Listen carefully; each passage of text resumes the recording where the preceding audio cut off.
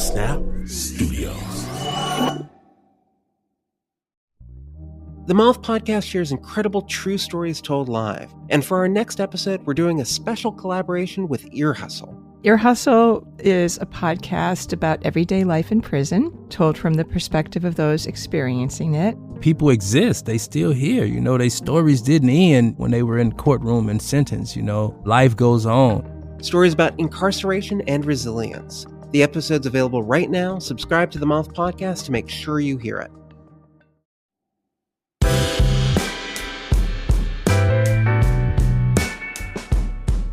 When I was a kid, every October I tell my pals, see ya, because my family, we're going on vacation. Which is odd because we're obviously poor. Everybody is poor, but we're poor. And poor people don't go on vacation in northern Michigan, not really. Might go deer hunting, might go to your grandmama's house, but vacation? No. And if you do somehow go on this vacation, you go in the summertime like you've got some sense. You don't take a week and a half out of school in the middle of October. So they ask me, what are y'all doing? And I tell them about the hotel with the pool, the hot tub, the indoor water slide, all you can eat buffet, everything Wisconsin Dells has to offer. And we're going with a bunch of family friends. Lots of cute girls gonna be there. No way! Yeah. I'm the envy of everyone I know, and it is all true. True-ish. I don't mention the church part, where the dude in charge of our church commands us to save 10% of the family income for a year in order to attend a week-long event. So yes, I do stay at a hotel with a pool. But each and every day, at the crack of dawn, my parents yank me from slumber, force me into church clothes, and we drive away from the beautiful hotel to the church meeting place, where they command us, on pain of death, to sit silent on the folding metal chairs for hours and hours. There I stay, with hundreds of other child captives, as a boring person after boring person takes to the podium to talk slowly talking about it. I don't know what, but please make it stop. Then we have lunch, after which they march us right back in to endure the same people talking more. Some say that time is a constant. I know better. Time can stop. Every second expanding into a week, a month, a decade, I'll gladly endure 1,000 math classes. Just please make it stop. And when the sermon that never ends finally concludes, and we stagger back to the hotel, the pool with the hot tub and the water slide are closed. No. Don't worry. The nice man says, we'll open it again tomorrow. Well, I'll be back in the folding chairs. No! After not hanging by the pool for a week, we pack up the car and head back to Michigan, where my friends eagerly await my report. Hey, how was it? Oh my God, dude. It was awesome.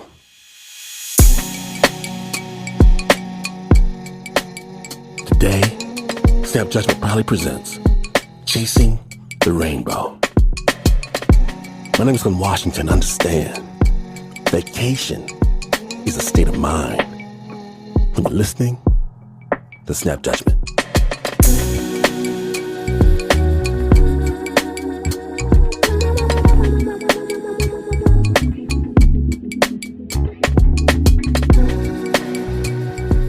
We're off in search of that perfect world.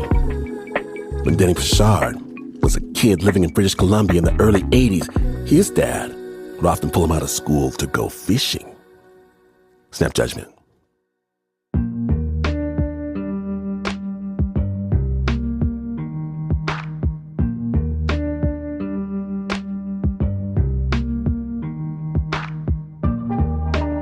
When Deni Béchard was a kid, living in British Columbia in the early 80s, his dad would often pull him out of school to go fishing. And he would tell me stories about working in the Yukon or in Alaska and driving old cars on train tracks. He had lots of stories about fighting. So I liked the stories of adventure. He would say, "You're like me. You're not good at school. You're different." And I liked it when he said that. I wanted to be like him then. These midday fishing trips were just between Deni and his dad. There was no question that of the three siblings, Deni was his dad's favorite.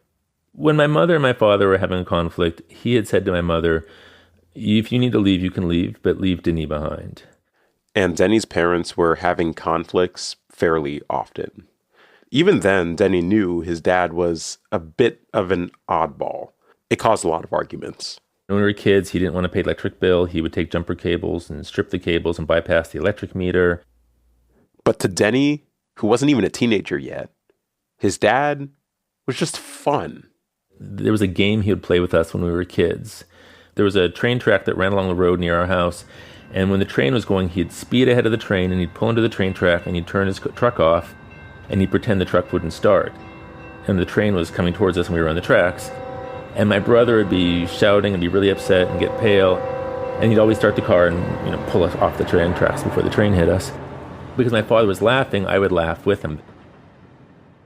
Then, one day, when he was 10, Deni's life got turned upside down. Without telling his dad, his mom packed their bags, rushed Deni and his brother and sister into the car, and took off. She drove across the border and didn't tell him she was leaving with us. And even when she left, he said to her, "Send Deni back and this will be okay." After entering the United States, they ended up in Virginia. I was still pretty confused about what the deal was with my father, why my parents had separated. I didn't fully understand what was going on. His mom remained tight-lipped about the issue, so Deni had to find his own answer. I would kind of sneak down the hallway and sit by her door and listen to her talking and say, he has his record. He's not going to get the kids. He's dangerous. We don't know if he's going to try to cross the border. But when Deni's mom noticed how he was feeling, she did tell him this. When he turns 15, he can decide whether he wants to stay with her or with his dad. As I got older, 12, 13, 14, I really wanted out of the house. We'd been living in a trailer park in rural Virginia for a while. I was working on farms. I was bucking hay. I was working on motorcycles, riding motorcycles. I was doing all this stuff at 13 and 14. And I wasn't really making a lot of friends or meeting people that I got along with super well. My stepfather was ex-military, drinker, very difficult guy, quite aggressive. In the spare moments of downtime Deni had, he'd go fishing, just like he used to do with his dad. And I'd go out alone and, go to a farmer's pond and ask him if I could fish in his pond. And then I'd, catch a fish and then go home and read books or something. I was very frustrated, very lonely. A big part of the story was me missing my father and wanting to do all the fun things we'd done before I left. The year was now 1989, 5 years since Deni last saw his father. His mom only let him call his dad a handful of times. He didn't know why even talking to his dad was such a big deal. So he started pressing his mom for answers. And there was this one afternoon when just the two of us were driving down the highway going back to our house. And I just started saying to her, I know there's something. I know he did something bad. Come on, you have to tell me the truth here. And she said, okay, wait till we get home. And when she got home, she sat down with my brother and with me. And she finally told us that he had been a bank robber. And I was elated. I mean, this was the best news I've ever heard in my life. Bank robbery was the kind of thing you could write a novel about, which was great because Deni had one big dream for himself. I wanted to be a writer. I wanted to live lives like in the books. I was reading Kerouac and Steinbeck, and I wanted to be out on the road. I thought the idea of being a drifter sounded pretty cool. And I realized I just couldn't write those sorts of books because I hadn't lived yet. I wanted freedom. And I think there was just this really deep sense in me that if my father was someone incredible, that I would feel some hope about who I could be. It would be a reflection of what I could be in my life. So, The next day, before his mom got home from work, Deni snuck into the back room, picked up the house phone, and dialed his dad's number. And I say I want to go live with him. I hate my life here. I'm frustrated. I want to do more with my life.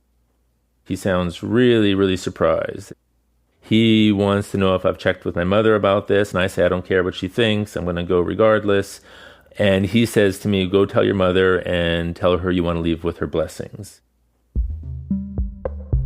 At this point, I went into the living room. I waited for her. I knew she was going to get home pretty soon afterwards. And as soon as she got back, I said to her, I'm leaving. I want to go with your blessings. She knows that her 15-year-old son would never say, I want to leave with your blessings. This is something my father would say. And she said, don't use his words when you speak to me. But she says, okay, you can go. You can figure out who he really is. I was very excited. I was telling everyone at school that I was going back to Canada to live with my dad.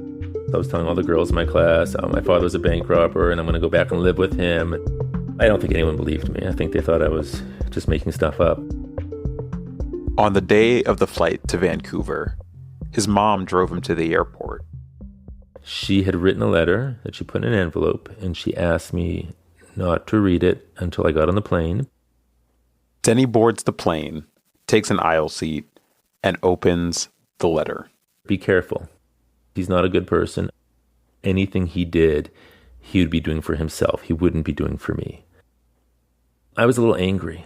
I thought, she's wrong. I just built this really good story for myself. You're adding an element to the story that I don't want in the story. He's not this terrible person. I'm going to go back and we're going to have this great reunion. If my father was out robbing banks, then I don't have to do any. What rules do I have to follow? No more homework, no more chores. As an adult, it doesn't make sense. But that was my logic then. When the plane dropped beneath the clouds, I remember looking at the city and just having this incredible sense of, wow, I'm free. I've been reading novels for years, and suddenly I thought, okay, I have a life worthy of a novel. He lands in Vancouver, his new home. I came through customs, and I was walking out and looking for him. He was standing by a window, just looking at the runway. He had new sneakers on, he had new jeans on, he had a new leather jacket on. And my first impression was just how much shorter he was than I was. This father, who'd always been a giant in my imagination. He looks a little insecure and he's wearing all this new clothes, like he really wants to look good. And then he came over and he shook my hand, and it was a little awkward. Like, neither of us really knew what to do in that moment. The other thing that surprised me was that in person, more so than over the phone, he had much more of an accent. He had a very strong French-Canadian accent. I was caught off guard. And it's a funny thing to think about when you have this meeting you've been waiting for 5 years, and you're sitting there kind of going, how is it possible that I didn't know my father had this really strong accent? And I remember really thinking to myself, I don't know this guy. I don't know where he came from. I don't know that much about him. Deni and his dad went to get lunch, where Deni wasted no time asking his dad about what he wanted to hear. I want to know about your past. I want to know about the things you've done. And he was saying, what things? What stuff? And I finally said the crimes. And he got upset and said, I don't know why she told you about this. He was really angry that my mother had told us about this. But I saw him change before my eyes. He went from this guy who looked hurt and uncertain to somebody who looked incredibly confident and powerful and fearless. Like, his whole expression and body changed. He says, the biggest bank job I ever did was the big one. He left a truck in the alleyway of a bank. He knew all the police would be watching the president. That night, he backed the box truck up to the bathroom window of the bank. I was entranced, I think. He got $500,000. That's what he told me. This was the crime for which he was eventually caught and for which he did serve time. And now that he was admitting the truth to me, he and I were probably going to do some really crazy things together. And there was going to be some adventure. Deni's dad lived in a house surrounded by trees, overgrown hedges, and 6 German shepherds. His father let him sleep in the basement on a dusty couch, underneath some cobwebs and above some peeling linoleum. And Deni had nothing to do but wait for the adventure to start. One morning, he got me up really early and he said, I need your help. We have to go. The whole time, I'm kind of thinking to myself, we're going to do something really cool. And we drove to one of his stores, which was in a public market. I mean, he was a fishmonger. And we get there and he's showing me his displays and his fish. And he had all these crates of salmon that were visibly covered with tumors. Either heads had tumors or tails had tumors. And he explained to me that farm-raised salmon get fed experimental foods to see if they grow faster or if it makes the meat have a nicer, more appealing color. He had found somebody who was supposed to dispose of batches of farm-raised salmon that went bad. The food they'd given them caused them to have tumors. And he would buy this for next to nothing. And then he put these in boxes and dressed them up really nice and took them out and sold them to restaurants. We spent the next few hours filleting all of the salmon and removing the tumors. We have to run our thumbs over the pieces of meat to check for tumors. And I remember I had this entire bag, this garbage bag full of tumors at the end of this. And I remember just thinking, like, this is disgusting. I mean, this is really gross and really unethical. He made a lot of money off that because these restaurants trusted him to be someone who brought them good quality fish. Deni started running some pretty shady errands for his dad. One time, he was sent out alone to pick up a shipment of salmon. I'm waiting on a gravel road at night, buying illegal salmon. This is a really, really bad job. And this is not what I signed on for. I signed on for robbing banks in California. This was not my fantasy. Deni tried keeping his head up because, after all, the more time he spent with his dad, the more he'd get to hear his dad's stories. I was sort of trying to merge my life into his life. He would have meetings around Vancouver, and he would say, come with me. We would drive, and we'd talk, and he'd tell me his stories. As he began saying, you want to hear about my crimes? You want to know about this? I'd say, yeah, I really want to know about this. This is amazing. Tell me more about this. The whole time, I'm kind of thinking to myself, well, this is going to get better.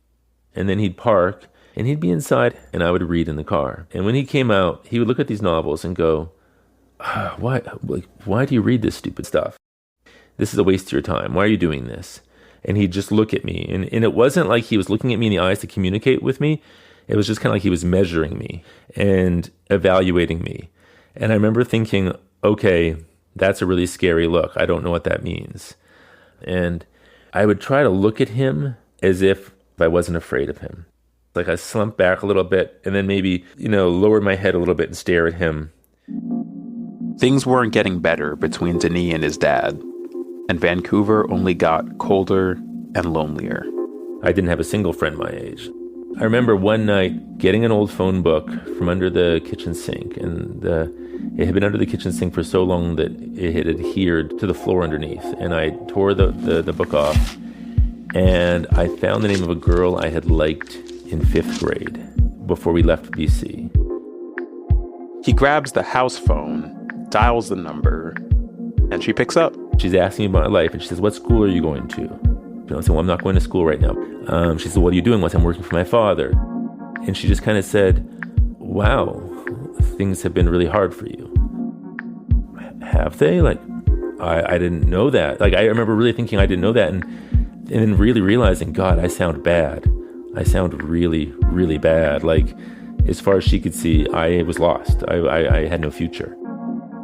I have to do something. I have to fight to get my life out of this because I'm going to be like my father. I'm going to go nowhere. I want to get out of here.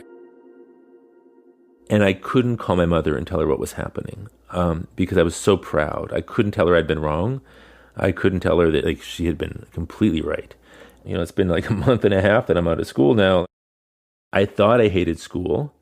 But actually, there was a lot of stuff I could do in school that I kind of missed all of a sudden, talking to friends and talking about what we're reading and writing stories.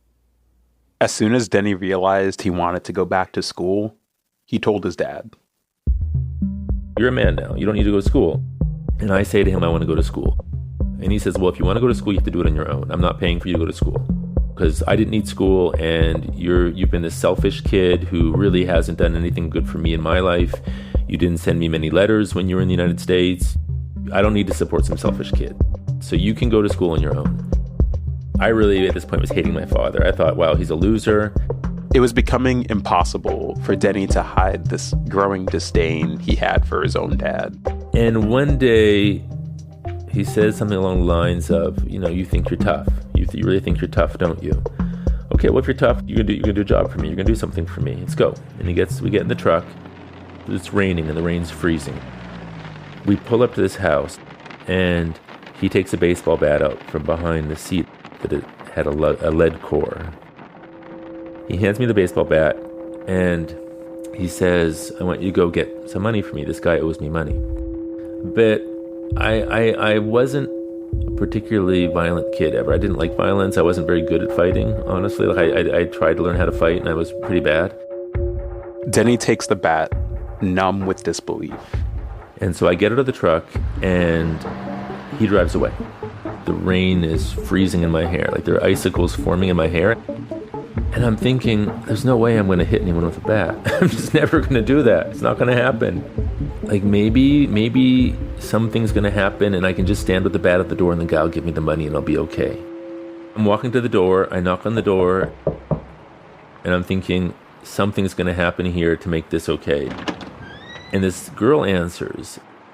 I don't want to scare her. I actually kind of like keep the baseball bat in a position next to my leg where like maybe you're not going to see it too clearly. I'm feeling really bad about the situation. I asked for her boyfriend. I said, is he here? And she said no. And I said, well, I have to get some money. She didn't have any expression on her face. She could have been terrified. I'd have no idea what she was feeling. And she said, he's not here. And she closed the door. I walk around the house kind of thinking, like, am I going to break a window? Am I going to kick in a door? What would my father do? Like, what would he do? I knocked again, and she opened again, and I remember thinking, well, I could kick the door and break the chain, but I'm going to, like, hurt her and scare her, and she probably doesn't even have the money. I told her I needed the money again, and she said that she didn't have it, and her boyfriend wasn't there, and she closed the door. And I went and stood by the road and, like, waited for my father to come back. Deni didn't know what to expect from his dad when the truck pulled back up. Maybe he'd get angry or chide him for being a coward. But when the door opened, Deni's dad just said nothing. He didn't even ask for the money. He knew I wasn't going to have the money. As they drove home, in silence, in the freezing rain, Deni made up his mind right then and there. At this point, I knew I wasn't a badass. I went back to Vancouver wanting freedom. I thought my father was going to be the person who helped me get that freedom. No. I came out with this determination, like, I'm going to have my life. I'm not going to have my father's life. I don't want his life. I don't want his problems. I don't want to be him. I want to be a writer. I want to have my life. And Deni made good on his word. Within a few months, he had moved out and went back to high school. A couple years later, he completed high school and went off to college. I took a year before going to university, doing everything I could to make money, to survive. One time I was asked to babysit some kids, and I was alone with them, and there was a field next to the house, and I thought, wouldn't it be fun if they rode in the hood of my car while I drove them around the field? So I did that, and they had a really good time. They were hanging on the hood of the car, and I turned the windshield wipers so they couldn't grab the windshield, made it harder and more adventurous, and I turned the windshield spray. And when the parents got home, they said, oh, Mom, Dad, like, Deni drove us around the field on the hood of his car. And the parents just were so angry at me. And I really didn't understand. I was just like, why are you so upset? Like, this is what you do with kids. Like, you play games. It's normal. Like, that's the kind of normal I grew up with.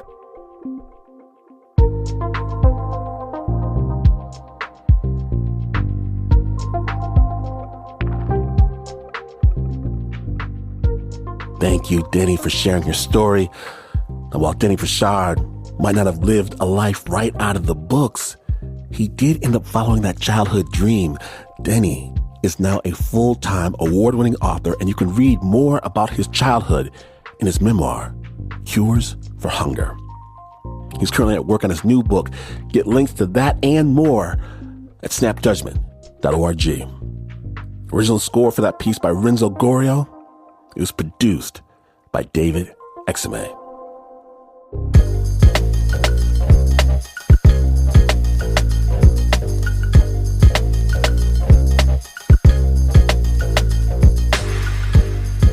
returns. More pots of gold to track down when Chasing the Rainbow continues. Stay tuned. This episode is brought to you by Progressive Insurance. What if comparing car insurance rates was as easy as putting on your favorite podcast? With Progressive, it is. Just visit the Progressive website to quote with all the coverages you want. You'll see Progressive's direct rate, then their tool will provide options from other companies so you can compare. All you need to do is choose the rate and coverage you like. Quote today at Progressive.com to join the over 28 million drivers who trust Progressive. Progressive Casualty Insurance Company and affiliates. Comparison rates not available in all states or situations. Prices vary based on how you buy.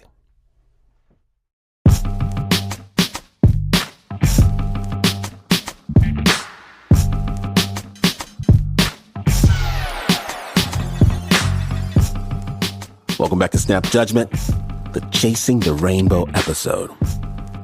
Now, our next story is from one of my dear friends who knows exactly where his pot of gold is. This story was performed at Snap Judgment Live in San Francisco, and again, we saved you the very best seat in the house. Snap Judgment Live. Our next storyteller, he was with us from day one, Mr. Josh Healy.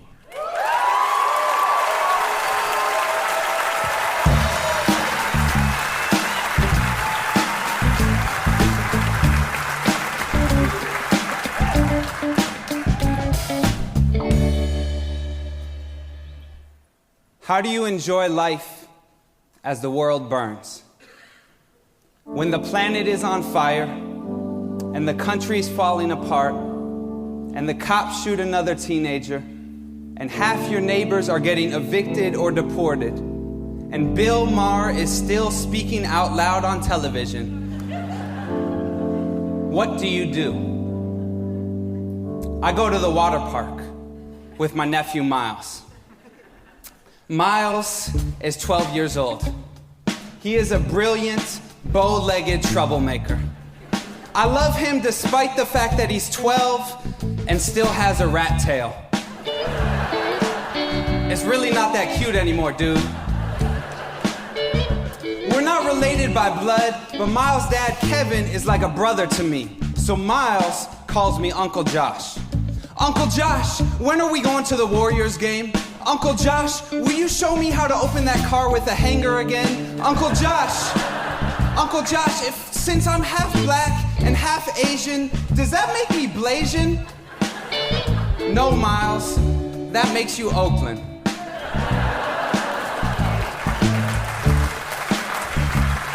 It's August, and it's hot, which for the Bay Area means anything above 67. Today, it's 91. I'm over at Kevin and Miles' place, sitting in no AC, in our tank tops and boxers, watching Key and Peele. I say, guys, we gotta go somewhere to cool off. Cooler than the movie theater, cooler than the mall. I'm gonna take us to East Bay Waterworld. Miles' face lights up. But then Kevin says, I don't know, you guys. I mean, those water parks, you know, they're so wasteful.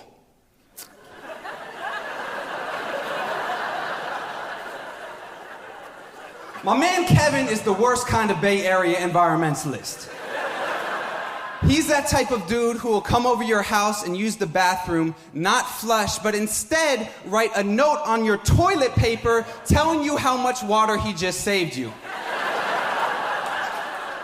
That's a true story. I say, Kevin, it's so hot out here, I could fry an egg on your face, which I will if we don't go to East Bay Waterworld. Miles says, please, Dad. I say, please, Dad. Kevin says, fine. Go have fun at the park, but take my car. It's a hybrid. I grab the keys, and soon me and Miles are driving through Oakland. We pass by the trilingual liquor store, the farmer's market that accepts food stamps, and we make our way through the tunnel in the hills. We emerge on the other side in the valley. The further we get from the coast, the ground is drier and drier, browner and browner. The only green is the manicured lawns of the suburbs, the golf courses, the empty field of the sprawling county jail. And then we see it, and we arrive at our Mecca, our oasis in the California desert, East Bay Waterworld.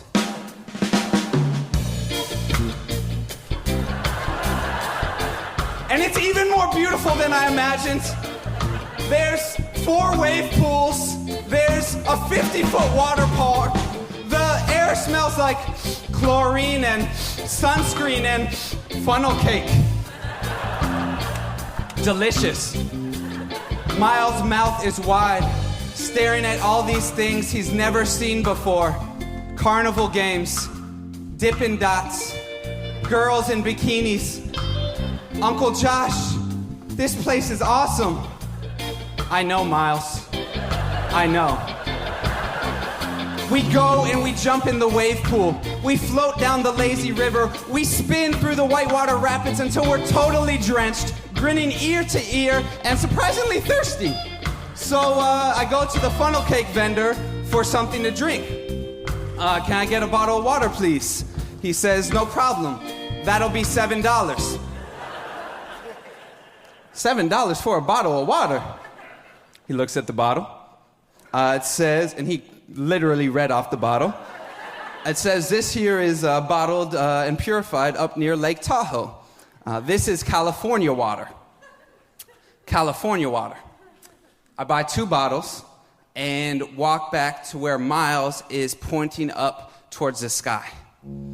I follow his gaze, and then I see it.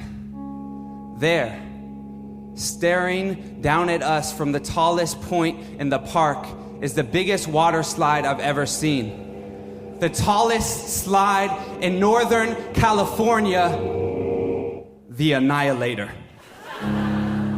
The Annihilator is a 7-story, 80-foot free fall drop down, all in just under 5 seconds. It's one of those slides that's so vertical, your back comes off the ride when you go down, so you feel like if you lean over just a little bit, you're done.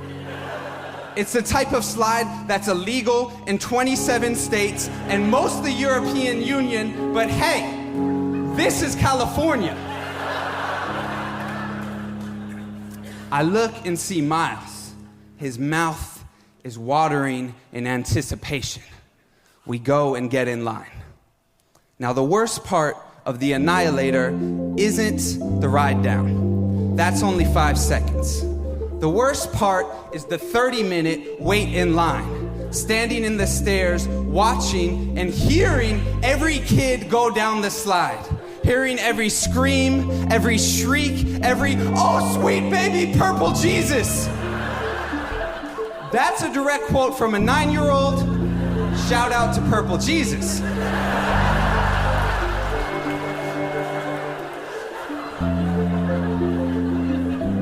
Miles is nervous. His hand is clenching the railing. Uncle Josh, is this thing safe? Before I can answer, I hear a voice shouting from the top of the stairs. Hands up! Put your hands up! It's the lifeguard, a tall white teenager in red shorts. He's yelling at the girl about to go down the slide. I'm telling you, it's way more fun if you put your hands up. And the words hit me like a tsunami. It's August. 2 weeks after Ferguson, after Mike Brown, after those words, hands up, became the calling cry for a movement. In Missouri, people are putting their hands up to protest the police murdering another black boy in America. In California, I'm watching kids put their hands up as they go down a water slide called the Annihilator, and my nephew asks me if it's safe here. It's August in America. In Detroit, they're shutting off poor people's water. California is suffocating of thirst. Half of my friends are putting buckets of ice over their faces on Facebook. Israel is bombing water treatment plants in Gaza, and in America, we have water parks in the desert. Industrial almond farms in the desert, prisons in the desert, my family, me and my nephew right here in the desert looking for anything that could be called an oasis. And Miles asked me if it's safe here. What am I supposed to tell him? I don't want to lie to my nephew. I want him to know that yes, some people will always see him as a threat. But I also want him to laugh and play and go get on this crazy ass water slide. How do you enjoy life as the world is burning? How do you teach your nephew to hate the park but love the ride? The thing is called the Annihilator. I think it might be trying to tell us something. And now, we're next in line. A girl with blonde pigtails is shaking her head. The lifeguard says, "It's okay. You don't have to do it." She backs away, and now Miles is up. He steps to the edge of the slide, puts his feet in the rushing water. I can see the brown hills in the distance, Oakland in all its beautiful contradictions waiting on the other side. I wave at Miles, say, "You got this. You got this, dude." And he waves back at me. And when he does, he lets go of the railing. His hand shoots up in the air, and the rushing water carries him away. He lets go, he shoots out and disappears over the edge. My nephew! I rush to the side and look over. And there's Miles at the bottom of the slide, safe and alive and pulling up his bathing suit.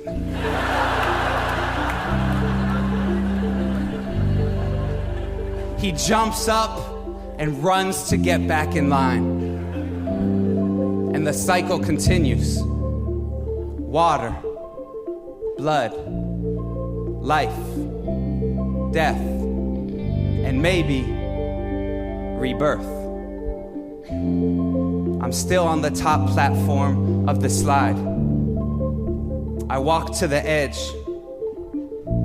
look down at California, lift my hands, and let go.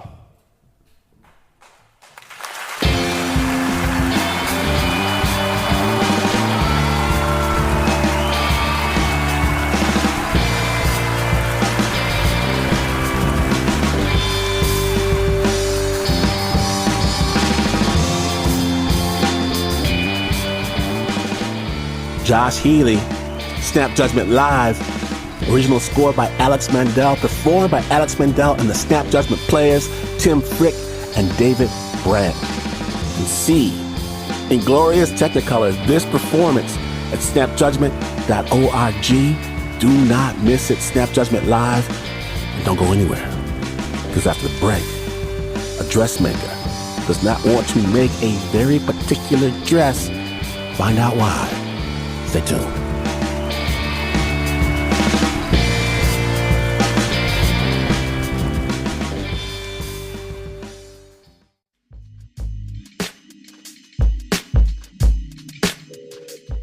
Welcome back to Snap Judgment. My name is Glenn Washington. And dressmaker, Paul Valdez. He's made a lot of dresses in his life. But there's one dress Paul can never forget. Snap Judgment.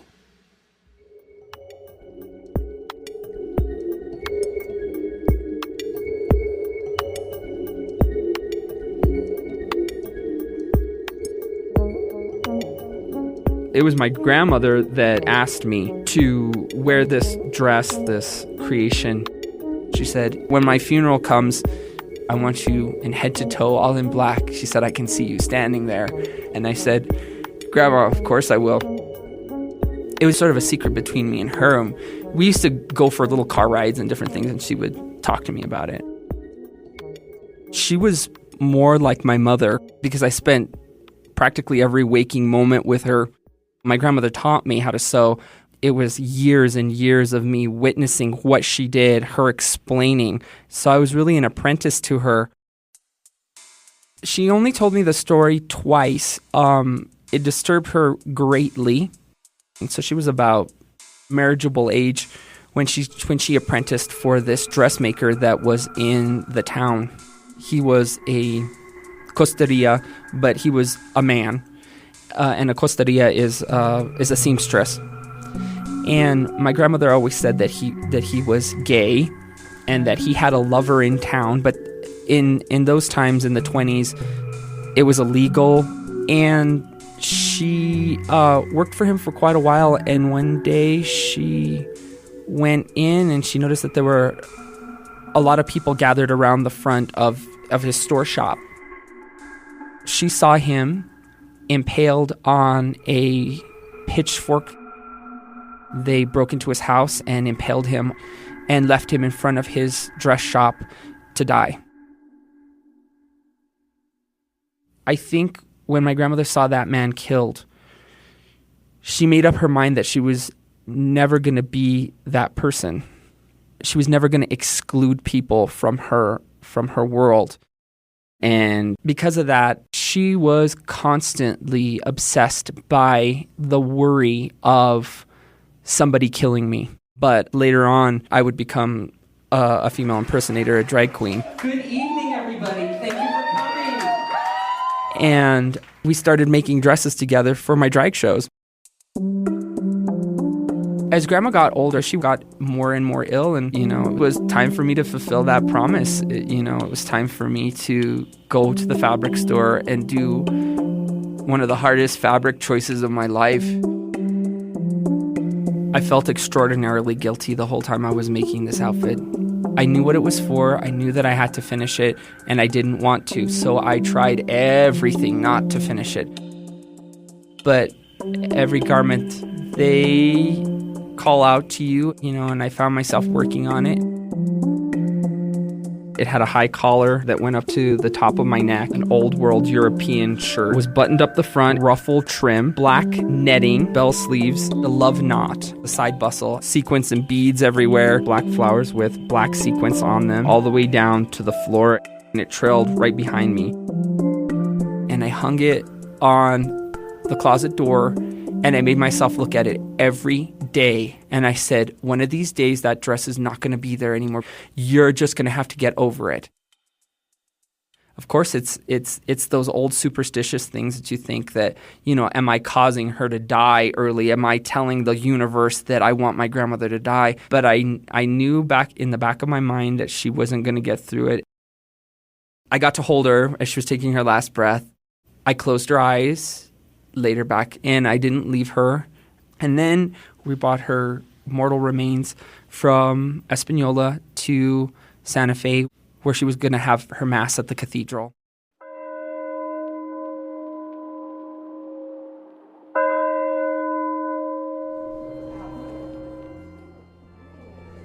There was this moment where my mother said, "Are you ready? Are you ready to put it on?" And I said, "Yeah, Mom, I'm ready." And she said, "Okay, well, once you put it on, you can't take it off." And I said, "Okay, Mom." My hair was braided, and then I put black roses all over it. My mother and my father put the veil over my face. The doors swung open, and there's this beautiful sort of light coming in. And I started walking down the aisle of the cathedral. I'm under my veil, and I can see all these people looking at some of these dirty looks. There was parts of me that were very worried because I was afraid that somebody in the audience was going to say, I don't know, I was faint. I could hear my heart beating in my throat. I was sweating. It was not an easy walk. That was a 1,000 miles. I don't think I have ever stood up as straight and as tall to walk down that aisle to get to that altar.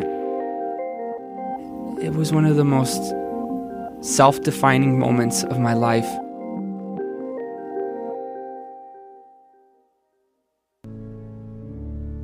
Right before the exchanging of peace, the father comes down from the pulpit, and then he greets the family individually and gives them hugs. And I went to go hug the father, and he put his hand at my chest as I went to go hug him, and he pushed me from my chest. It was like he had to get away from me. He couldn't get away from me fast enough. And I knew why he pushed me away. He couldn't possibly have, excuse my language, a queer touching him. What would that do to his reputation? But the way you feel about somebody else should be suspended, especially when they're in mourning and in grief. There are rules to it. Everybody knows not to treat somebody that way when they're mourning. Can't being queer, being whatever you are, eccentric, different, be postponed for 1 second to give you a little bit of what my grandmother would call consejo, passion. It bothered me because that one moment tainted so much. It couldn't taint the love that I had between my grandmother and I. And I've thought long and hard about saying to him, you pushed me off and I don't really appreciate that. And I have to forgive him, but I'm really not quite there.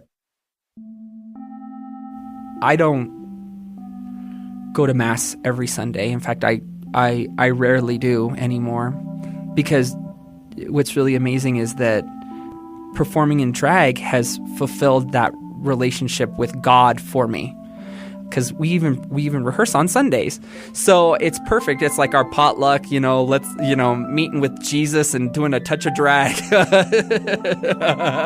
So and it may sound very alien to a lot of people that are listening, but you find God in all kinds of things, and you can find it in drag, you can find it in gardening, you can find it in cutting a piece of fabric. That's where God hides.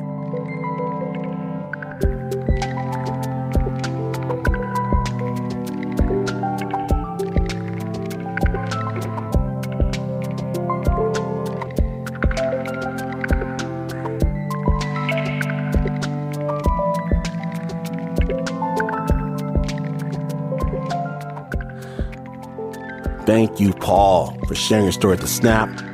Now, Paul still makes dresses in Santa Fe. The original score for this piece was by Renzo Gorrio. The story is produced by Jasmine Aguilera.